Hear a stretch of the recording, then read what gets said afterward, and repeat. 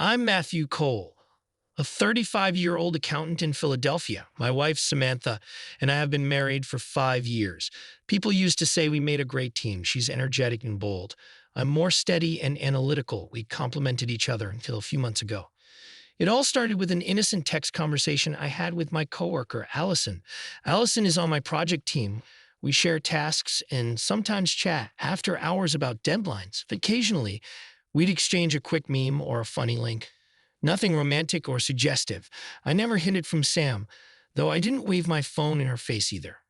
One Tuesday evening, Sam walked into the room just as my phone buzzed. I was replying to Allison about some budget spreadsheet. Sam peered over my shoulder. Sam, voice tight. Who's that? Me, calmly. Allison from work. She's updating me on tomorrow's meeting. Sam grabbed the phone before I could stop her and began scrolling through the chat. Sam, frowning. This looks flirty. You're the best. Thanks for your help. And hearts? Are you two hooking up? I blinked. Hearts? No, that's just how she ends messages sometimes. It's not flirting, Sam. We're colleagues. She crossed her arms, glaring at me like I'd committed a crime. You should told me you chat so intimately.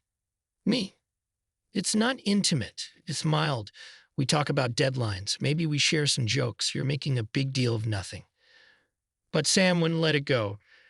She spent the night in a huff, accusing me of emotional cheating. I tried explaining, but she refused to listen. I should have known it wouldn't end there. Over the next week, Sam acted cold. If I asked how her day went, she'd shrug me off. She spent more time on her own phone, smirking at texts she refused to show me. I asked if everything was okay. Sam, raising eyebrows. Oh, I'm fine. Just chatting with a friend from work, like you do with Allison.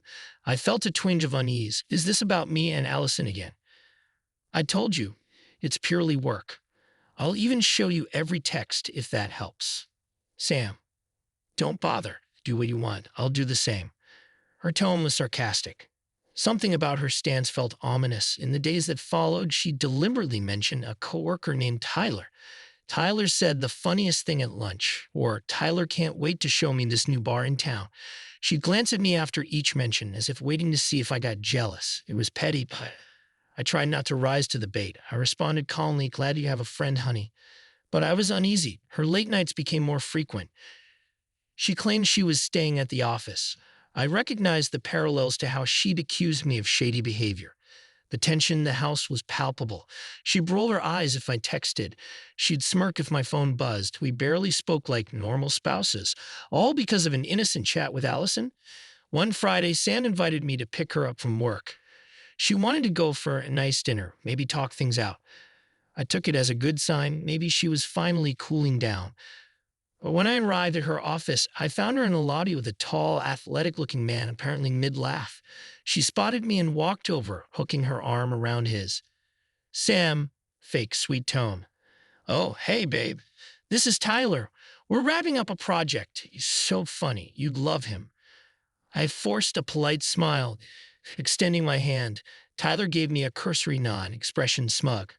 Something about him screamed arrogance. Me, quietly. Nice to meet you, Tyler. He grinned. Sam talks about you all the time. She shot him a look I couldn't interpret, then turned to me. Tyler and I have to finish up a quick file in the conference room. You don't mind waiting, do you? I shrugged uneasy. Sure, I'll just wait here. They walked away, exchanging a glance that made my stomach tighten. This was not an innocent coworker vibe. Something was off. After 20 minutes, Sam returned alone, all smiles. Let's go, Matthew. I'm starving. During dinner, she casually mentioned how Tyler's been so supportive lately, especially after you turned out to be an untrustworthy texter. I nearly choked on my water. Me? I didn't cheat, Sam. God, you're letting your imagination go crazy. She shrugged. Maybe I'm just returning the favor, she said with a half smile. My blood ran cold. I realized she was using Tyler as a revenge flirt, punishing me for a supposed fling with Allison that never existed. A few nights later, I came home from the grocery store, expecting Sam to be alone. To my shock, There was a man's jacket on our hallway chair, definitely not mine. Heart pounding, I entered the living room.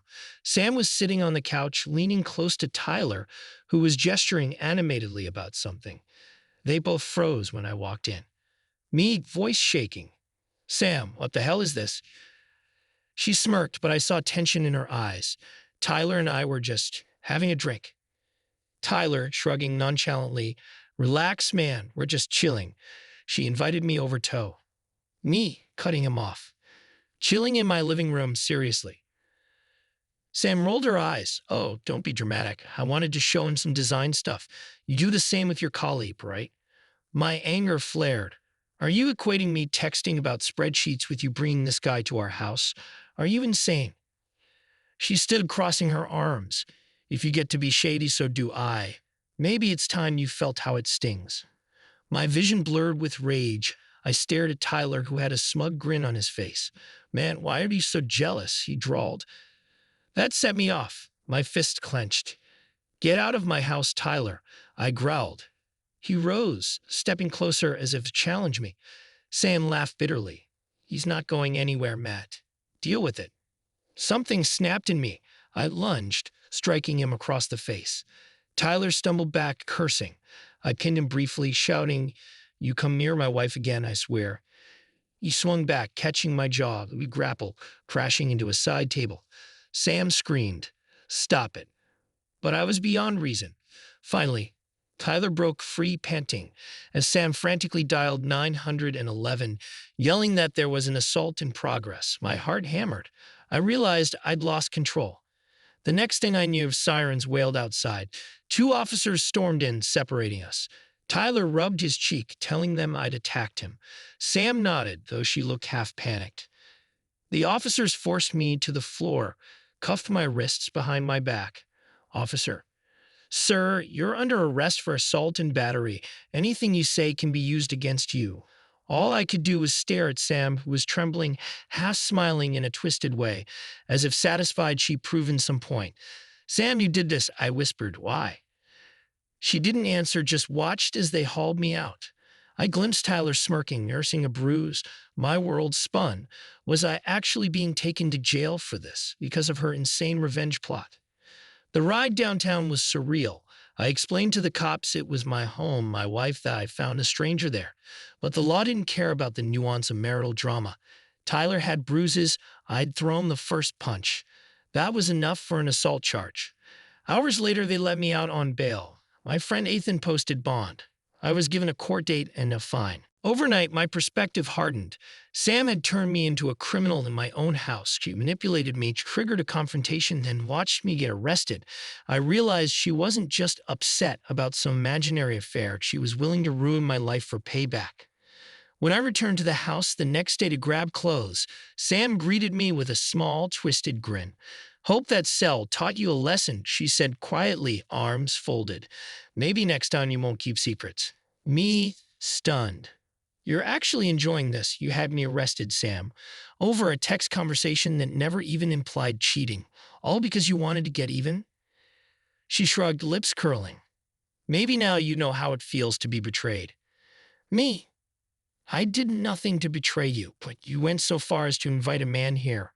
My God, Sam, you're not the woman I married. You're insane.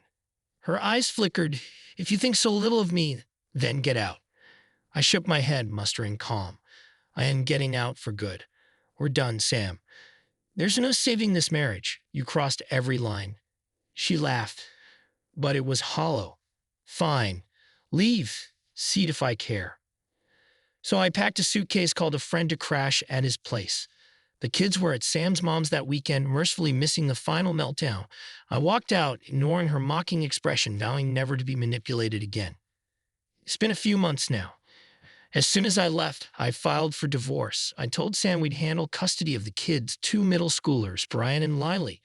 But there's no chance I'd remain in that house. She tried half-heartedly to blow up my phone with messages like, we should talk, or I overreacted. Maybe we can fix it. But each attempt rang hollow.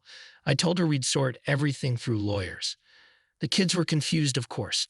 They asked, Dad, why are you gone? I gave them the gentlest version. Mom and I had a big disagreement that can't be fixed. We both love you, but we'll live separately. My heart broke for them. Sam might feed them her own twisted story, but I decided not to stoop to blame and drama. They'd eventually see the truth. When the divorce became final, I felt both sorrow and relief. I parted ways with a woman who'd once been my partner, but who turned manipulative and destructive in the name of petty revenge. She tried to claim in court that I was violent.